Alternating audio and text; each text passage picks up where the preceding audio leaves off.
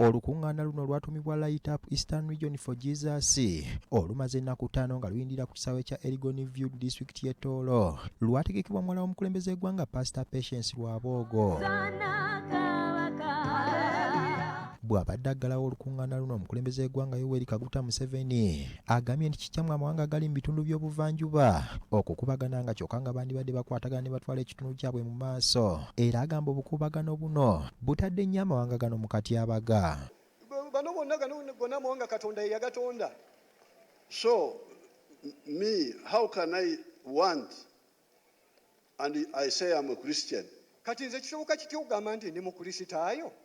And I want Mteso not to speak his dialect. Nga njagala Omuteesa aleme kwogera lulimi lwe. Museveni anokodde empagi enkulu ekibiina kya NRM kwe kitambulira ng'obumu, emirembe n'okukola byagambye nti bye birina okutereeza ebitundu bino. Bw'atyo n'akubiriza abakkiriza okwettanira enteekateeka za gavumenti ez'enjawulo basobole okweggya mu bwavu. You find tarmac road here.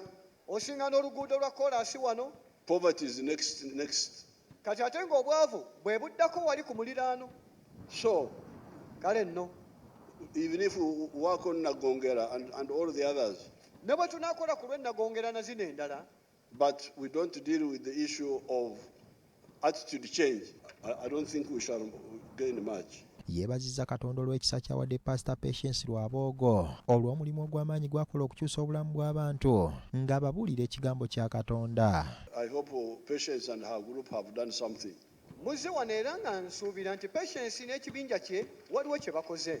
And the fact that you are even here all together. Era amazima nti nno mwenna muli wano era nga tuli wamu. And the religions. N'amadiini. That's very good. Ekyo nno mwattu kirungi. Mukyala w'omukulembeze w'eggwanga Janet Kataha Museveni asabye abantu mu bitundu bino okunywerera Katonda ssaako okukuuma obumu. My prayer is that the Lord will open your spiritual eyes in this region to take advantage of your strategic positioning as the gateway for trade and commerce with Kenya and the rest of the world. Omutegesi w'olukungaana luno Pastor Patience Lwaboogo asabye abantu abalwetabyemu okwekuumira ku Katonda kubanga yasobola okuddamu ebyetaago byabwe. And we believe that what God wanted to birth has been birthed. Era tukkiriza nti Mukama kye yayagadde okuzaala kyazaaliddwa. And so we give him all the glory. N'olwekyo tumuwa ekitiibwa kyonna.